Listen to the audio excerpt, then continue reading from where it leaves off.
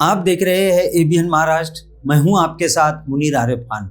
Supreme court के हिदायत के बाद रियासती इलेक्शन कमीशन महाराष्ट्र में लोकल बॉडीज इंतखाबात की तैयारियों में मसरूफ हो चुका है।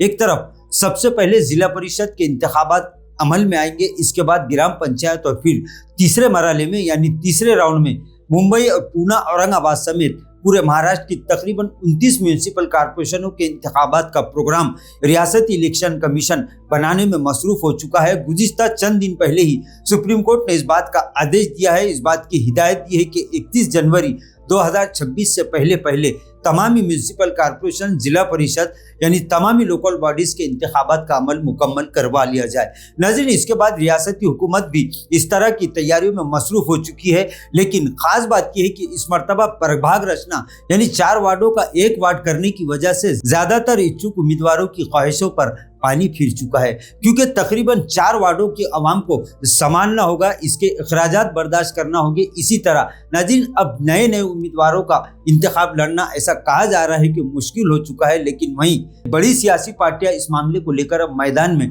उतरने की तैयारियां कर चुकी है। नाज़रीन, कांग्रेस, राष्ट्रवादी कांग्रेस, शिवसेना, बीजेपी, इसी तरह मजलिस इत्तेहादुल मुस्लिमीन और समाजवादी पार्टी, तमामी सियासी पार्टियों ने इंतखाबात की तैयारियों का आगाज कर दिया है। अपने अपने हुद्देदारान को, कारकुनान को तैयारियों में मसरूफ होने की हिदायत भी दी जा चुकी है। लेकिन खास बात यह है कि इस मरतबा औरंगाबाद शहर में 4 वार्ड का 1 वार्ड होगा, जिसमें तकरीबन 40 से 45 हजार वोटर होंगे और इन तमाम वोटरों को अपनी जानिब रागिब करना हर उम्मीदवार के लिए यानी हर ख्वाहिशमंद उम्मीदवार के लिए एक कठिन मामला साबित होगा। लेकिन वहीं अब इस तरह की बातें भी सामने आ रही है कि इस मरतबा जिस तरह से प्रभाग रचना पर इंतखाबात होने जा रहे हैं, उसकी वजह से अब ऐसा कहा जा रहा है कि तमाम बड़ी सियासी पार्टियों को इससे फायदा जरूर हासिल होगा। लेकिन अब देखना यह है कि रियासती हुकूमत और रियासती इलेक्शन कमीशन इस मामले को लेकर आखिरी फैसला क्या करता है, क्योंकि जिस तरह से इस मामले को लेकर ऑब्जेक्शन दाखिल किए गए थे और उसकी सुनवाई भी मुकम्मल की गई थी,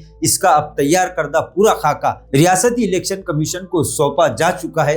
अब आखिरी फैसला रियासती इलेक्शन कमीशन करेगा और इसी के बाद ये बात तय होगी कि तकरीबन 500 साढ़े 500 ऑब्जेक्शन दाखिल करने के बाद इंतजामिया ने और इस कमेटी ने कितने इत्तराज़ात पर तब्दीली की है, इस पर सभी की निगाहें टिकी हुई है। लेकिन यह बात तो तय है कि जिस तरह से हर मर्तबा कारपोरेशन इंतखाबात आने से पहले इच्छुक उम्मीदवारों की तादाद सैकड़ों में होती थी, लेकिन इस मर्तबा ऐसा महसूस हो रहा है कि अब छोटे मोटे ख्वाहिशमंद उम्मीदवारों का इलेक्शन लड़ना तकरीबन मुश्किल हो चुका है। वहीं गुज़िश्ता 3-4 सालों से इंतखाबात न होने की वजह से नाज़रीन, सिर्फ औरंगाबाद शहर या मराठवाड़ा ही नहीं बल्कि महाराष्ट्र के करोड़ों अवाम बुनियादी सहूलतों से महरूम है। तरह तरह के तरक्याती कामों के वादे तो इंतजामिया कर रहा है, लेकिन इंतजामिया के इस दावों की खलई हर तरफ खुलती दिखाई दे रही है। अब अवाम का ये कहना है कि ऐसे उम्मीदवारों को मुंतखब करना है जो वाकई में न सिर्फ तामीराती काम बल्कि तमामी समाज के तरक्याती कामों को सामने रखकर अपने 5 साल पूरी खिदमत को अंजाम दे, वरना सिर्फ वादे और सिर्फ नारेबाजी से न ही बुनियादी मसाइल हल होंगे और न ही किसी भी समाज की तरक्की मुमकिन हो सकती है। नाज़रीन, आज के लिए बस इतना ही। फिर मुलाकात होगी कुछ नई वीडियो के साथ। तब तक के लिए हमें इजाज़त दीजिए। अल्लाह हाफिज़।